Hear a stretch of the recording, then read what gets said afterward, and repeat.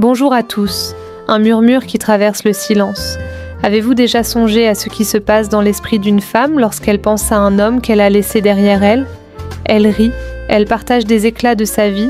Sur les réseaux sociaux, elle donne l'impression d'avancer avec aisance. Mais sous cette façade lumineuse, dans les instants de calme, quand le tumulte du monde s'éteint, une pensée s'insinue, un écho qu'elle ne peut étouffer vous. Pas l'homme qu'elle croyait pouvoir reléguer au passé, mais celui qui, par sa dignité silencieuse, sa force intérieure et son authenticité, est devenu une présence indélébile.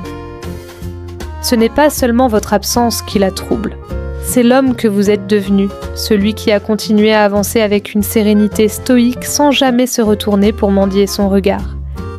Cet article explore les 8 raisons profondes pour lesquelles vous restez ancré dans son esprit, même si elle prétend le contraire. Nous allons décrypter les subtilités de son silence, la puissance des souvenirs que vous avez laissés et la force d'un homme qui vit selon les principes stoïciens guidés par sa propre boussole intérieure. Vous découvrirez pourquoi votre présence même absente continue de résonner et comment votre cheminement personnel devient un miroir qu'elle ne peut ignorer.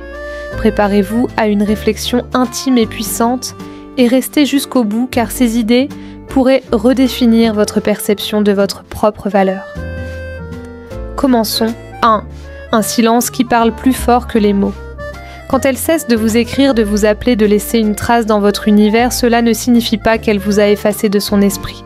Au contraire, son silence est souvent le reflet d'une lutte intérieure. Un homme stoïque ne court pas après ce silence pour le combler de mots ou de gestes. Il le laisse respirer, révéler ce que les paroles taisent. Si elle ne vous contacte plus, si elle évite vos publications ou les lieux où vos chemins pourraient se croiser, ce n'est pas parce que vous êtes devenu insignifiant. C'est parce que votre présence pèse encore comme une ombre qu'elle ne peut chasser. Pourquoi ce silence est-il si éloquent? Une véritable indifférence ne demande aucun effort. Elle est naturelle, presque invisible. Mais un silence forcé, celui qui exige qu'elle se retienne, qu'elle résiste à l'envie de vous écrire ou de vérifier vos réseaux, est une preuve qu'elle est en conflit avec elle-même. Elle peut bloquer vos stories, archiver vos messages ou éviter les endroits où vous pourriez apparaître. Ces gestes ne sont pas des signes de détachement, mais des indices qu'elle ressent encore quelque chose, qu'elle n'est pas aussi libre qu'elle le prétend face à votre souvenir. Un exemple, pour illustrer, prenons Camille, 32 ans, qui a rompu avec Lucas il y a 8 mois. Elle a décidé de couper tout contact, de ne plus réagir à ses publications, de ne plus répondre à ses messages occasionnels. À ses amis, elle jure qu'elle est passée à autre chose, qu'elle est plus heureuse sans lui. Mais tard le soir, seule dans son appartement, elle ouvre leur ancienne conversation, relit un message qu'il lui avait envoyé, hésite à taper quelques mots avant de refermer l'application. Ce silence qu'elle s'impose n'est pas une victoire. C'est une bataille contre ce qu'elle ressent, encore une lutte entre son cœur et son orgueil. Un homme stoïque ne perçoit pas ce silence comme un rejet. Il y voit un espace pour qu'elle affronte ses propres émotions, un espace pour qu'il reste fidèle à sa paix intérieure. Comme Épictète l'a enseigné, ce ne sont pas les choses qui nous troublent, mais l'opinion que nous en avons. Vous ne cherchez pas à décoder ces signaux ambigus ou à forcer une réponse. Vous observez, vous laissez le temps faire son œuvre. Et paradoxalement, c'est cette absence de réaction, cette force tranquille, qui rend votre présence encore plus palpable. Elle commence à réaliser que vous ne courez pas après elle, que vous ne cherchez pas à combler le vide qu'elle a laissé. Et c'est là que son silence devient une voix qu'elle ne peut ignorer, un murmure qui la ramène à vous dans les moments de solitude. Que retenir? Votre silence n'est pas un vide. C'est une présence qui s'impose sans effort, une affirmation de votre valeur qui résonne dans son esprit. Vous ressentez cette idée? Laissez un commentaire avec le chiffre 1 pour me le faire savoir. 2. Les souvenirs qui refusent de s'effacer. Elle peut multiplier les sourires sur ses photos, enchaîner les soirées animées, vivre sa vie avec une apparente légèreté. Mais les souvenirs ne se plient pas à sa volonté. Ils surgissent sans prévenir, dans les moments de calme, dans les interstices de son quotidien. Une mélodie qui passe à la radio, un café, qu'elle associe à vous une phrase qui évoque votre voix, ces fragments de mémoire s'infiltrent, réveillant des émotions qu'elle croyait enfouies. Ce ne sont pas seulement des moments qu'elle revoit, c'est la sensation qu'elle éprouvait à vos côtés, un mélange de sécurité, de compréhension et de profondeur qu'elle ne retrouve pas ailleurs. Pourquoi les souvenirs sont-ils si tenaces ? Les stoïciens nous rappellent que ce qui persiste n'est pas l'événement lui-même, mais la signification que nous lui donnons. Ce qu'elle n'oublie pas, ce n'est pas seulement ce que vous avez partagé, un dîner, une promenade, une conversation. C'est ce que vous représentiez, une stabilité dans ces tempêtes, une écoute sans jugement, une présence qui ne vacillait pas, même quand elle doutait d'elle-même. Vous n'étiez pas simplement un homme dans sa vie. Vous étiez une ancre, un repère dans un monde souvent imprévisible. Un exemple concret, imaginez Sophie, 29 ans, qui a quitté Marc il y a 1 an. Elle multiplie les sorties, partage des stories pleines de vie, donne l'impression d'avoir tourné la page. Mais un soir, en rentrant chez elle, une chanson qu'ils écoutaient ensemble passe à la radio. Soudain, elle est submergée par le souvenir de Marc. Pas seulement de leur moment, mais de la manière dont il la faisait se sentir en sécurité, comprise, sans jamais chercher à la changer. Ce n'est pas la relation qu'elle regrette, c'est cette sensation unique qu'elle ne retrouve pas dans les rencontres superficielles qu'elle accumule. Un homme stoïque sait que les souvenirs ne s'effacent pas sur commande. Plus elle essaie de les repousser, plus ils s'imposent comme des vagues qui reviennent inlassablement. Votre force réside dans votre capacité à ne pas vous accrocher à ces souvenirs, à ne pas chercher à les raviver pour prouver votre valeur. Vous avancez non pas pour oublier, mais pour honorer votre propre chemin. Et c'est cette discipline, ce détachement maîtrisé qui rend votre mémoire si puissante dans son esprit. Chaque fois qu'un souvenir surgit, il ne fait pas que rappeler le passé. Il souligne ce qu'elle a perdu, non pas un homme mais une présence rare. 3. Votre sérénité face au tumulte. Dans un monde saturé de bruit, d'urgence et d'émotions exacerbées, votre sérénité était une exception. Vous n'étiez pas celui qui parlait le plus fort, qui cherchait à briller par des gestes spectaculaires ou des déclarations grandioses. Vous étiez celui qui apportait de la clarté, qui restait ancré quand tout semblait s'effondrer autour de vous. Et maintenant, dans votre absence, elle mesure la différence entre votre paix intérieure et le chaos des autres. Pourquoi votre sérénité la marque-t-elle ? Un homme stoïque ne cherche pas à être inoubliable. Il l'est naturellement parce qu'il vit en accord avec ses valeurs sans se laisser emporter par les tempêtes extérieures. Vous n'essayez pas de la conquérir par des artifices ou de la dominer par des mots. Vous étiez simplement présent, solide, imperturbable. À l'époque, elle a peut-être trouvé cela trop simple, presque fade dans un monde qui célèbre l'intensité et le drame.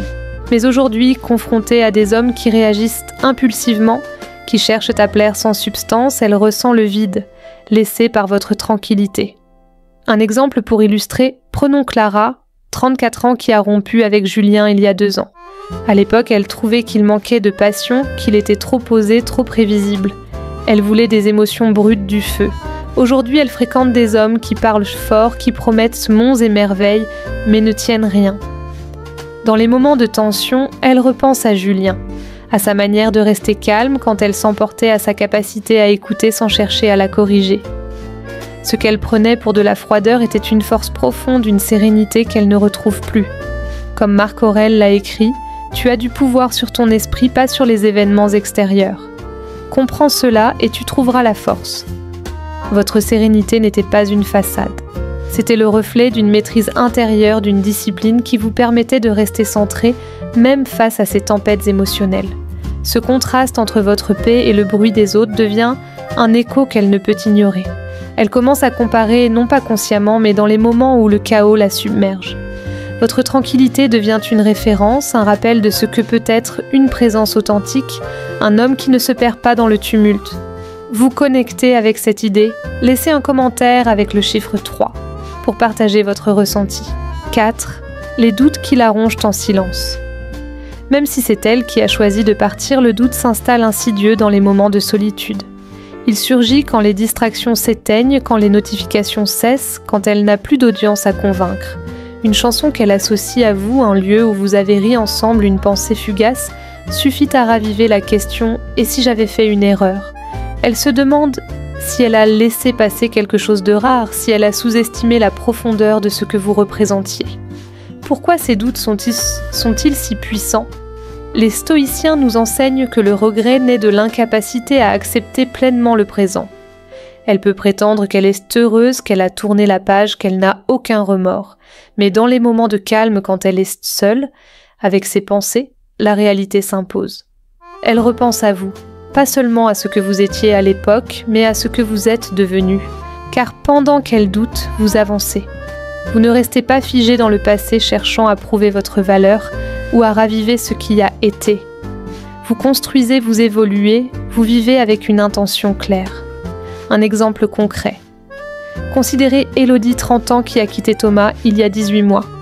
À l'époque, elle trouvait qu'il était trop prévisible, qu'il manquait d'éclat. Elle voulait de l'excitation, des frissons. Aujourd'hui, elle navigue dans des relations instables, marquées par des promesses non tenues.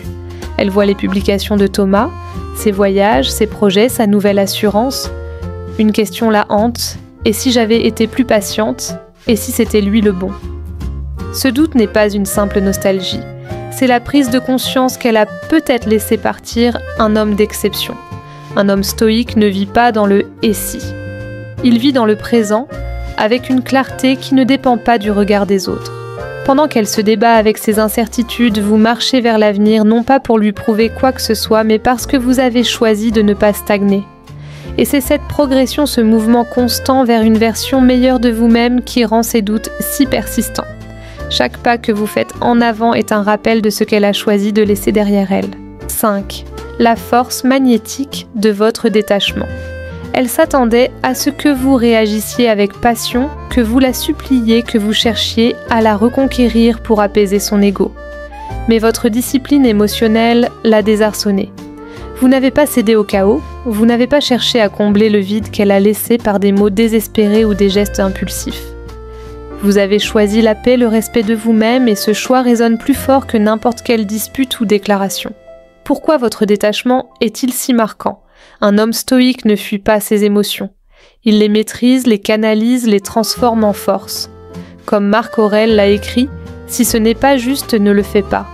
Si ce n'est pas vrai, ne le dis pas. » Vous n'avez pas cherché à prouver votre valeur en courant après elle en la confrontant ou en demandant des explications.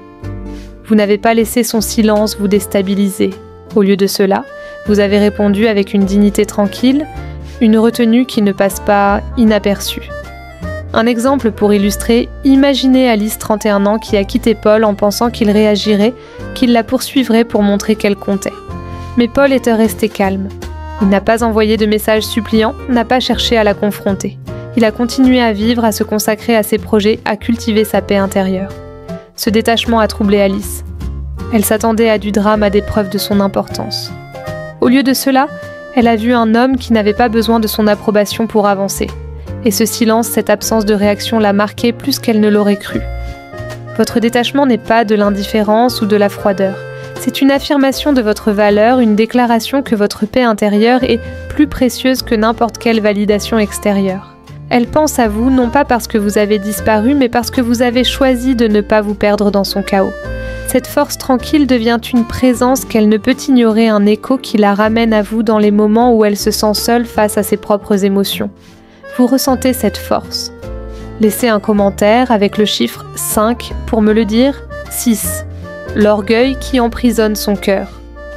Elle peut prétendre qu'elle va bien, qu'elle a tourné la page, qu'elle n'a aucun regret. Mais au fond, son orgueil l'empêche d'admettre ce qu'elle ressent vraiment. Son cœur murmure votre nom dans les moments de calme, mais son ego parle plus fort, lui ordonnant de ne pas céder, de ne pas montrer de vulnérabilité, de ne pas être la première à tendre la main. Ce combat intérieur la consume, même si elle le cache derrière un sourire ou une vie sociale bien remplie. Pourquoi son orgueil la retient-il? L'orgueil est un mur qu'elle érige pour se protéger, mais ce mur ne lui apporte pas la paix. Il l'isole, l'empêche d'être honnête avec elle-même. Elle peut regarder vos stories sans jamais interagir, demander de vos nouvelles à des amis communs sans oser vous écrire, ou passer devant votre profil en feignant l'indifférence. Mais ces gestes trahissent son trouble. Si elle était vraiment indifférente, elle n'aurait pas besoin de se retenir, de calculer ses actions. Son orgueil est une façade, un moyen de masquer ce qu'elle n'est pas prête à affronter, le regret de vous avoir perdu. Un exemple concret. Prenons Marie, 28 ans, qui a quitté Antoine il y a 8 mois. Elle affirme à tous qu'elle est heureuse, qu'elle n'a aucun remords. mais quand elle voit une publication d'Antoine, elle ressent un pincement au cœur. Elle ouvre ses stories, mais ne like jamais par peur de révéler ce qu'elle ressent. Elle demande à une amie comment il va sans oser lui écrire directement. Son orgueil l'empêche de faire le premier pas, mais son cœur continue de la ramener à lui, comme un aimant qu'elle ne peut repousser. Un homme stoïque ne cherche pas à briser cet orgueil. Il sait que la vérité finit toujours par se révéler, que le temps est un enseignant patient. Vous ne courez pas après son attention, car vous avez trouvé une paix qui ne dépend pas de son approbation. Et c'est cette sérénité qui la trouble profondément, car elle sait qu'elle lutte contre quelque chose que vous avez déjà dépassé. Votre détachement, votre refus de jouer à ce jeu de pouvoir devient une leçon qu'elle apprend à ses dépens. Sapez son 7, votre croissance comme un miroir implacable. Chaque pas que vous faites vers votre propre épanouissement, qu'il soit physique, émotionnel, intellectuel ou spirituel, devient un miroir qu'elle n'a pas demandé à voir mais qu'elle ne peut ignorer. Votre croissance n'est pas un reproche adressé à elle, mais une réalité tangible qui s'impose. Vous êtes plus calme, plus confiant, plus centré. Vos choix reflètent une clarté nouvelle, une assurance qui rayonne. Et cette évolution la pousse à se questionner: ai-je laissé partir quelqu'un d'unique? Ai-je sous-estimé ce qu'il pouvait devenir? Pourquoi votre croissance la touche-t-elle? Un homme stoïque ne grandit pas pour impressionner ou pour se venger. Il grandit parce que c'est sa nature, parce qu'il est guidé par la vertu et non par la validation. Comme Sénèque l'a écrit, la vertu est notre guide, la validation notre piège. Vous ne cherchez pas à prouver quoi que ce soit à travers vos publications, vos réussites ou votre nouvelle manière d'être. Vous vivez pour vous, pour vos valeurs, pour la mission que vous vous êtes fixée. Mais cette authenticité, cette clarté dans votre façon d'avancer devient un rappel de ce qu'elle a perdu. Non pas un homme, mais une présence qui incarnait quelque chose de rare. Un exemple pour illustrer, considérez Laura, 33 ans, qui a quitté Vincent il y a 2 ans. À l'époque, elle le trouvait trop sérieux, trop absorbé par ses projets. Elle voulait plus de légèreté, plus de spontanéité. Aujourd'hui, elle voit ses publications, des photos de lui en voyage, des projets qu'il mène avec passion, une assurance qu'il n'avait pas autrefois. Ce n'est pas seulement son succès qui la frappe, c'est la manière dont il semble en paix avec lui-même, comme s'il avait trouvé un équilibre qu'elle cherche encore. Elle se demande si elle a sous-estimé son potentiel, si elle a manqué une chance de grandir à ses côtés. Votre croissance n'est pas une vengeance. C'est une affirmation de votre valeur, une preuve que vous ne vous êtes pas laissé définir par son départ. Elle pense à vous non pas parce que vous cherchez à être vu, mais parce que votre évolution est impossible à ignorer. Ce miroir qu'elle n'a pas choisi la pousse à réfléchir sur elle-même, sur ce qu'elle voulait, sur ce qu'elle a perdu, sur la femme qu'elle aurait pu devenir à vos côtés. Vous ressentez cette vérité. Laissez un commentaire avec le chiffre 7 pour me le dire. 8. Une encre dans ses tempêtes émotionnelles. Quand elle repense à vous, ce n'est pas seulement à un homme qu'elle pense. C'est à l'encre que vous étiez dans ces tempêtes émotionnelles, à la stabilité que vous incarniez quand tout semblait vaciller. Quand ces émotions l'entraînaient dans toutes les directions, quand le monde autour d'elle devenait incertain, vous restiez solide. Vous ne cherchiez pas à la contrôler, à la réparer ou à calmer ces tempêtes par la force. Vous étiez simplement là, calme, présent, imperturbable, offrant un espace où elle pouvait respirer. Pourquoi cette stabilité la hante-t-elle? Un homme stoïque ne devient pas la paix de quelqu'un par la force. Il est la paix parce qu'il a appris à maîtriser son propre monde intérieur. Comme Marc Aurèle l'a écrit, si ce n'est pas juste, ne le fais pas. Si ce n'est pas vrai, ne le dis pas. Vous n'essayez pas de dominer sa tempête en imposant votre volonté. Vous lui offriez un refuge, un espace où elle pouvait se sentir entendue, sans être jugée, soutenue, sans être étouffée. Cette stabilité, cette capacité à rester ancrée face au chaos, est une rareté qu'elle ne retrouve pas dans les rencontres qu'elle fait aujourd'hui. Un exemple concret. Prenons Clara, 35 ans, qui a quitté Étienne il y a 3 ans. À l'époque, elle trouvait qu'il manquait d'intensité, qu'il était trop rationnel. Elle voulait des passions dévorantes, des émotions brutes. Aujourd'hui, elle fréquente des hommes qui s'emportent facilement, qui cherchent à l'impressionner, sans offrir de profondeur. Dans les moments où elle se sent submergée, elle repense à Étienne, à sa manière de rester calme quand elle était bouleversée, à sa capacité à écouter, sans chercher à la changer, à sa présence qui apaisait sans effort. Ce qu'elle prenait pour une faiblesse était une force qu'elle regrette amèrement. Votre présence n'était pas bruyante, mais elle était profonde. Dans un monde où tout le monde réagit, vous répondiez avec mesure. Dans un monde où tout le monde cherche à plaire, vous cherchiez à être vrai. Et c'est cette vérité, cette stabilité qui continue de résonner dans son esprit comme un phare dans la nuit. Elle ne pense pas seulement à vous. Elle pense à la paix que vous incarniez, à la sécurité qu'elle ressentait à vos côtés, à la clarté que vous apportiez sans jamais le demander. Et maintenant à vous incarner votre vérité. Merci d'avoir plongé dans cette exploration des 8 raisons pour lesquelles vous restez dans son esprit même après qu'elle vous a laissé partir. Prenez un moment pour réfléchir. Avez-vous déjà été cet homme, celui dont la présence persiste non pas par des mots, mais par la force de votre authenticité? Ce que vous laissez derrière vous n'est pas seulement un souvenir. C'est une leçon, une empreinte de votre force stoïque qui continue de résonner. Vous n'êtes pas défini par ceux qui s'éloignent, mais par la manière dont vous continuez à avancer, avec dignité, avec clarté, avec une paix intérieure qui ne vacille pas. Partagez vos pensées dans les commentaires. Quelle raison vous a le plus marqué? Ou laissez simplement cette phrase « Ma paix est ma force ». Abonnez-vous, activez la cloche et partagez cet article pour inspirer d'autres à vivre avec authenticité et force. Vos retours nous motivent à créer du contenu qui élève, inspire et rapproche. Merci de votre présence et à très bientôt pour une nouvelle réflexion.